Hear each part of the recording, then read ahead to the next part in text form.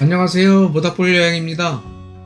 저번에 농막을 투자를 하고 1년이 지난 시점에서의 농막 만든 지 1년 후기라는 제목으로 유튜브 영상을 올려 10만 명 이상의 영상 시청을 하고 여러가지 댓글을 올려주셨습니다.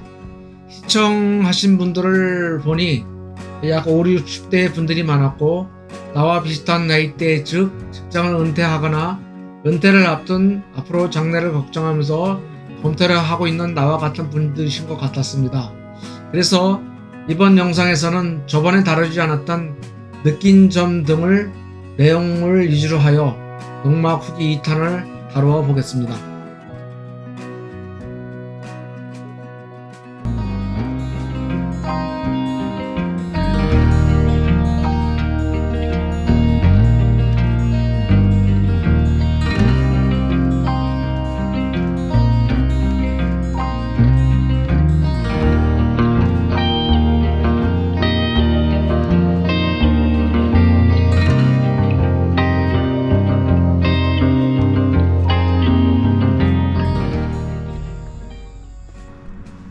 은퇴를 하거나 전원생활로 새로운 삶을 영위하기 위해서 토지를 사고 전원주택을 구입하거나 농막을 설치하고 전원생활을 시작하는 건 두 가지의 유형이 있는 것 같습니다.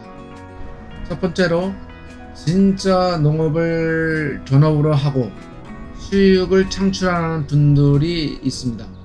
두 번째는 은퇴를 하고 남아도는 시간을 소일하면서 전원생활과 텃밭 개념의 농사를 하려는 취미 농부라 할까 하는 유형이 있습니다. 여러분은 어떤 유형을 생각하고 계십니까? 토지를 사고 전원주택을 짓는 등 많은 투자를 하고 귀농귀촌을 시작하였으나 현실의 농사는 넉넉하지 못합니다. 농사일은 많은 노동력을 필요로 하는 등으로 적응 못하고 포기를 하고 도시로 다시 돌아가려고 해도 투자했던 토지 전원주택 매매가 잘 안되어 돌아갈 수 없는 유튜브 영상을 많이 볼 수 있습니다. 여기 두 번째 유형이라면 섣부른 판단 투자는 지양하여야 할 것 같습니다. 한번 경험을 해보고 투자를 하여도 늦지 않을 것 같습니다. 다니던 직장을 은퇴하고 다행히 오래전에 구입한 농지가 있는데 유농지라 풀과 잡목이 무성했습니다. 그래서 시작한 농사지만 농사로 수익을 실현하고 전적으로 농사일에만 매달리고 하는 것보다는 남는 시간을 텃밭 농사로 소일하고 전원생활을 하고 또 가끔씩 여행을 다니면서 말 그대로 취미 농부를 꿈꾸고 있습니다. 또 해본 경험이 전무합니다. 그래서 기획 검토를 하면서 농막 투자 등 일을 벌려놓고 하다가 중간에 포기, 즉 그만둘까봐 상당히 걱정과 염려로 투자하는 것을 여러 번 망설이다가 결정을 번복하면서 여기까지 왔습니다. 막상 일을 시작하면 계약한 것보다 비용이 수수하게 많이 들어갑니다. 그래서 계획했던 금액과 얼파의 여유 자금을 준비하는 것이 좋을 듯합니다. 이제까지 들어간 금액을 보면은 토지값을 제외한 약 한 4,500만원 정도 소요되어 있습니다. 근데 비용은 앞으로도 계속 들어갈 것 같습니다. 투자한 비용을 농사를 지어서 수익을 창출하여 투자금을 회수한다. 지금 봐서는 불가능할 것 같습니다.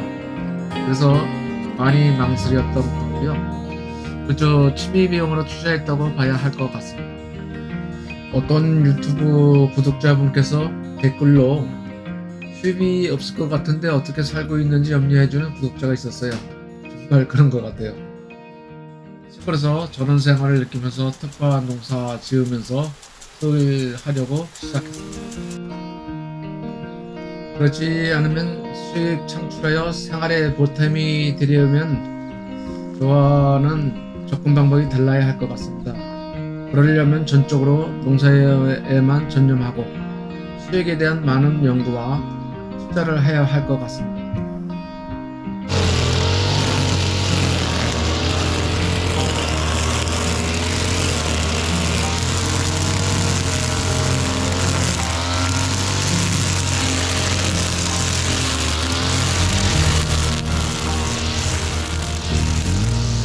가장 힘들었던 것은 풀 제거입니다.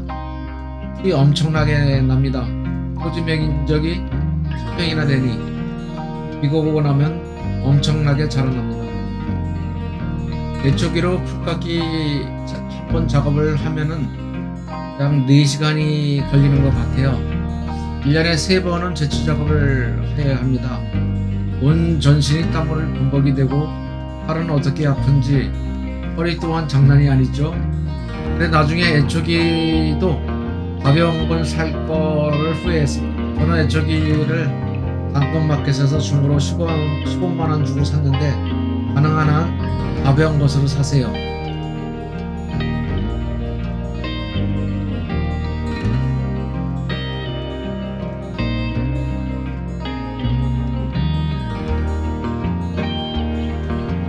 농막 주변 하단 등은 예초기로 못하고 직접 뽑아줘야 하는데 뽑고 나서 돌아서면 또 풀이 나는 거예요. 시골에 전원생활을 하러 갔다가 뽑냐고 죽을 지경입니다. 그래서 전원생활을 보다 포기하는 겁니다.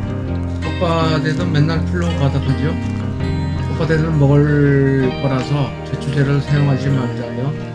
제초제를 쓰지 않고 있는데 말 그대로 그만큼 고됩니다. 저희 밭도 농막줄이 약 300kg 정도의 텃밭을 분무를 갖고 있는데 마트를 일구고 로타리 치고 두둑을 만들려면 사부라는 한계가 있습니다. 그때마다 주위 분들에게 해달라고 할 수 없죠. 다 돈이 들어가기 때문입니다. 그래서 농촌기술센터에서 농업용 장비 대여를 할 수가 있는데 농업기술센터를 방문하여 달리기 대여 문의하니 약 8,000원 정도 받고, 그런데 가격은 적당한데 달리기를 용접하고 가져올 방법이 없어요. 제가 자동차가 승용차만 있어서요. 지역에 따라서는 왕복으로 약 2~3만원에 배달 서비스를 하는 지역도 있다고 하던데 불행히도 저의 지역은 배달이 안 된다고 합니다. 농달 업체 문의하니 한 번에 5만원, 왕복 10만원. 에이, 포기하고 말고 말았습니다. 참 농업기술센터의 농기계 대여는 농업경유처 등록한 농부만 농기계 대여가 가능합니다. 그때마다 농기계를 대여해서 사용은 너무 불편한 것 같아요. 가지고 올 방법도 그렇고 그렇습니다. 당근마켓에서 달리기를 중고로 구입했는데 새 기계는 약 320만원에 150만원에 구입을 했어요. 구입할 때 시동을 걸어보니 잘 걸리는 것을 확인했는데 돈을 지불하고 이동하여 와서 시동을 걸리니 안 걸려요. 고장난 달리기를 사서 수리하느냐고 고생하였습니다. 중고로 살 때는 수리해야 할 것 같습니다. 내가 직접 수리해보면 어떨까 해서 중고를 열심히 공부했죠. 그래서 진단해보니 연료를 분사해주는 카브레터가 문제인 것 같았습니다. 감이 분해하고 수하고 처음 하다 보니까 많이 힘들었죠. 조립 완료를 했습니다. 그리고 시동을 하니까 시동이 안 걸리는 거 실패했습니다. 달리기 서비스 센터를 불러 수리를 했어요. 전문가라 얼마나 쉽게 하는지 약 20분 걸렸던 것 같습니다. 거금 9만원이 소요됐어요. 쉬운 것이 없죠. 이제는 카브레터 쪽 고장은 내가 직접 수리가 가능한 것 같습니다. 농사를 하려면 농기계를 사용하게 되는데 농기계는 고장이 잘 나는 것 같아요. 야외의 열악한 환경에서 사용하는 것이라 간단한 농기계 수리도 가능하여야 것 같습니다. 그렇지 않으면 돈으로 해결해야 할 것 같습니다. 달리기 구입은 더 잘한 것 같습니다. 왜냐하면 텃밭 농사라 조금씩 밭을 일구거나 하는 경우가 많이 있습니다. 그때마다 농기계를 대여서 해야 하면은 많이 불편하겠죠. 저의 유튜브 영상을 보고서 농막을 하면서 불법은 없는가에 대한 질문이 많았어요. 지자체마다 농막에 대한 해석이 조금씩 다른 것 같습니다. 다락이 있는 농막을 구입하려고 했는데 관청에서 다락이 있는 것은 안 된다고 하여서 가락이 없는 박공용 농막을 구입했고요. 가락이 있으면 약 4 내지 500만원 정도 비쌌던 것 같은데 지금 생각해보면 더 잘 된 것 같습니다. 손님이 오면 잠잘 공간이 부족한데 처음에는 손님이 있지만은 조금 지나면 손님도 잘 안 와요.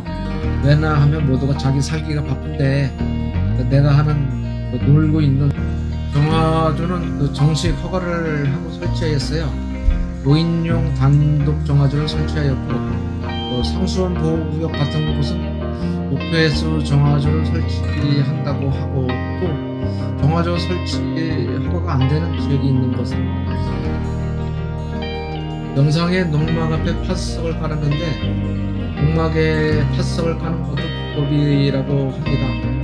비가 오면 땅이 너무 질척거려서 힘든데 걱정입니다. 나중에 관청에서 제거하라고 할 것 같습니다. 또 수도가를 약 1.2m, 1.5m로 2일 걸려서 혼자 설치했는데 이것도 안 될 것 같습니다. 철거를 하라고 하면 철거해야 합니다. 데크는 설치하는 것도 안 된다고 하여 이동할 수 있는 평상을 구입하여 설치했습니다. 기타로는 방법은 없는 것 같습니다. 1년 농막을 짓고서 텃밭 농사를 하면서 느낀 점은 전원농이 아니라면 농막 투자도 농사를 하여 보면서 자신이 있을 때 농막 투자를 하는 것이 바람직한 것 같습니다. 투자한 금액을 농업 경영으로 투자를 회수하는 것도 매우 어렵고 또 농사 자체가 노동으로 하는 일이 많아서 막연하게 농촌에서 꾸는 전원 생활은 현실과 차이가 있습니다. 너무 가지 않게 투자하는 게 좋고요. 농막은 농막일 뿐입니다. 이제까지 잡다한 경험담을 들어주시느냐고 고생하셨습니다. 혹시 저와 다른 생각이 있더라도 너그러이 봐주시기 바랍니다.